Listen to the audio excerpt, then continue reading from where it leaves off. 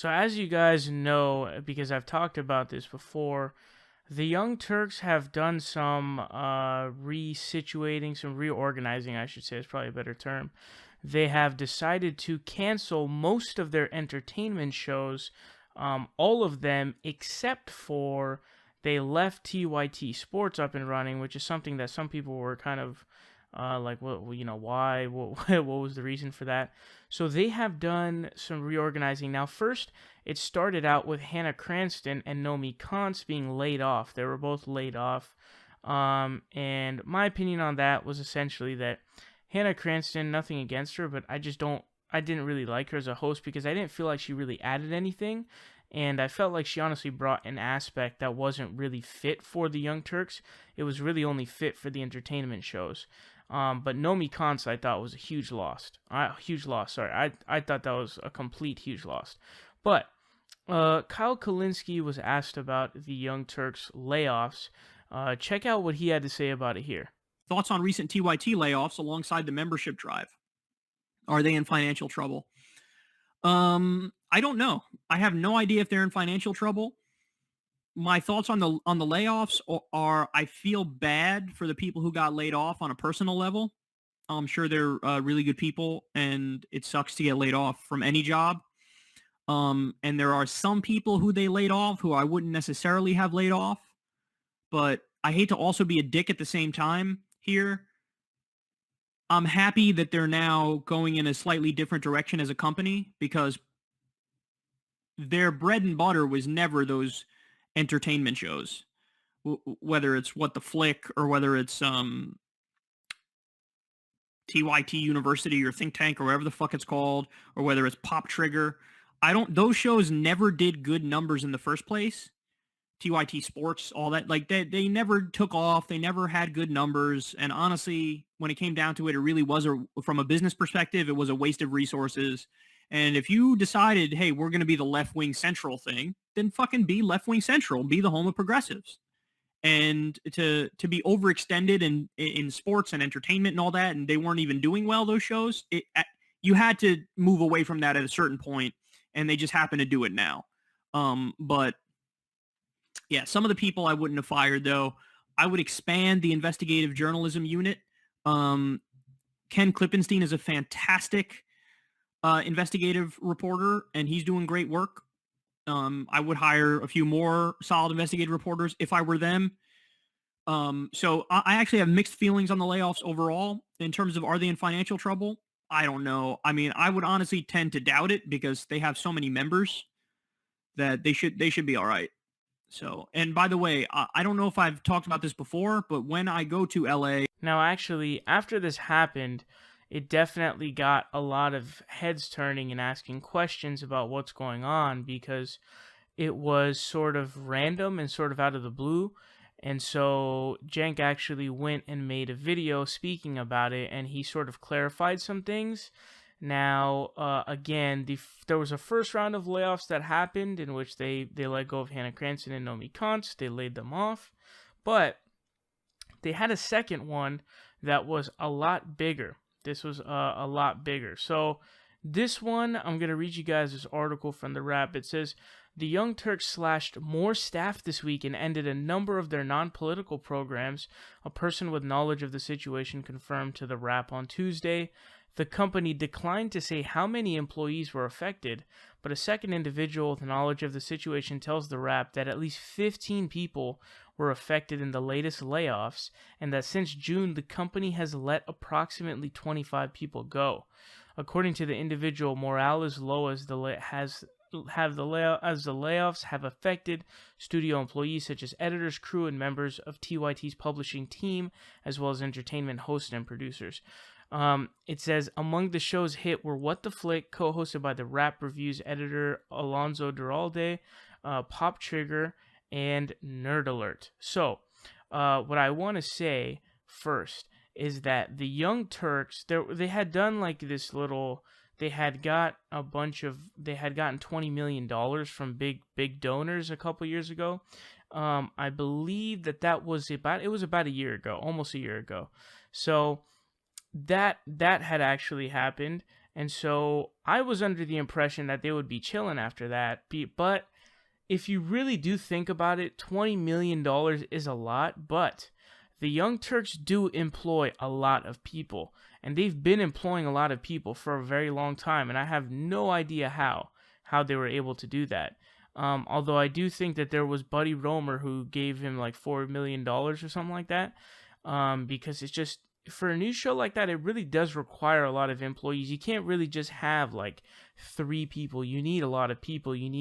Obviously you need the main host. You're gonna need backup hosts for later on in the show, to continue the cycle, because you can't just, those 2 people are not gonna be able to be there literally 365 days or however many days they do the show. So they're gonna need backup hosts. So you have to hire backup hosts. You have to have producers, which they have obviously, and you have to have a lot of editors. Now, they have this channel called TYT Underground. They don't upload to it anymore, but years ago they uploaded to that. And I actually watched one of those videos because I kind of wanted like a behind the scenes look at the Young Turks studio and sort of their place. And if you go look at those videos, which you can, they're still up, they hire a fuck ton of people. They have a lot of people hired. So $20 million, it is a lot, but for like 2 years, I mean, you're looking at like 10 people at 100K. You're looking at $1 million. So if you've hired 10 people on 100K salaries, that's $1 million gone right there. So it may not be as much as it sounds, but obviously that $20 million isn't their revenue. They do a bunch of other stuff. Their views are huge. Their views are insane. I think they get like 50 million a month, which is a lot of fucking views. So they get that. That's part of their source of revenue. They also do advertising for certain companies on their show, so they make money there as well. But going back to what Kyle said, so he actually was happy that they switched from having the entertainment shows to trying to embrace the progressive, being the home of progressives, essentially, is the way that he put it. And I think I agree with that statement, because I never watched any of the other shows. I really didn't, because they're not all that, they don't really offer much. And I never really was a big fan of the hosts, although 2IT Sports, I'd much rather watch Undisputed with Skip and Shannon. I much prefer that than TYT Sports, just because I feel like it's a lot better personally. But something interesting that he alluded to, or he spoke about, didn't allude to it, was that they weren't really successful. So, relatively speaking, I mean, it depends on how you speak about that. You could be speaking relatively or what, but I mean, as recent as like 2015, Think Tank, which is TYT University converted into Think Tank, in 2015, they were averaging like tens of millions of views per month. Like in October of 2015, 13.61 million. November of 2015, 14.58 million. December, 13.42 million. And it sort of went down. There was one month where they had a really high month after that, but it started to go down very fucking fast. And I'd have to imagine it's because they lowered their, I don't know if it's because they lowered their amount of people that are working there, they lowered their amount of attention. I'm not really sure what it is, because it went from averaging like tens of millions of views all the way down to like 4 million. I mean, pretty much all of 2018, they've been averaging like 3 million. 3 million the past 2 months or 2, because obviously they're not uploading anymore. So they were doing pretty good for a while, but I guess they canceled it. What the Flick only gets 585,000 views per month, which is, well, actually, sorry, that's for this month. I should say that actually when you look at the monthly charts, it looks like they get about 1 million per month, a little over 1 million views per month, which would be good views, possibly, actually, even for a person that's not really that great view count per month, if you're trying to, make a living from it. So I can understand that if What the Flick is a show where you're paying these hosts to be hosting What the Flick and it's only getting 1 million views per month, you're not turning a profit. You're not even maintaining at that point. So I could see why you would want to cancel that. But my question just is, why did you have it in the first place? So the other question is, are they in financial trouble? Um, I mean, obviously Kyle makes a good point, but they are doing a membership drive right now. And the way that Jenks stated was he said that basically they will be able to if they reach 100,000 members, they'll be able to bring back the entertainment shows because they'll have their own, as he called it, a rock, meaning that obviously there's going to be the set amount. But if that's the situation that they're in, where they need to raise their memberships to be able to be in a solid position, I get the feeling that they might be in trouble, but it's just hard to believe that they'd be in trouble.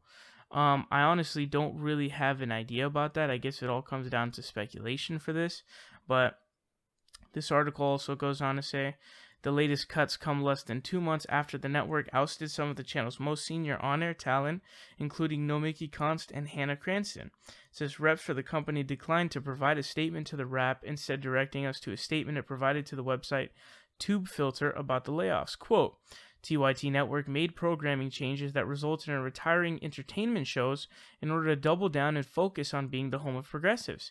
These entertainment shows had a great run and we will miss them. We want to thank every host and producer, past and present, for their hard work and dedication. At TYT, the home of progressives, we are energized by our renewed focus on the news and politics coverage that has dominated the network. It is more important now than ever to channel our resources and hold the establishment accountable. So that seems to be the theme here, is that they are attempting to build the home of progressives to be stronger. And I think it's a good move, honestly, because like I said, I never watched the entertainment shows. I'm not sure if you guys did, but I have to say, I'm going to doubt that you guys actually watch those entertainment shows, because their view counts, other than Think Tank, were not all that stellar. But an interesting thing is that they decided to keep TYT Sports. I'm not exactly sure why, but I don't know. But let me know your thoughts about this down below in the comment section.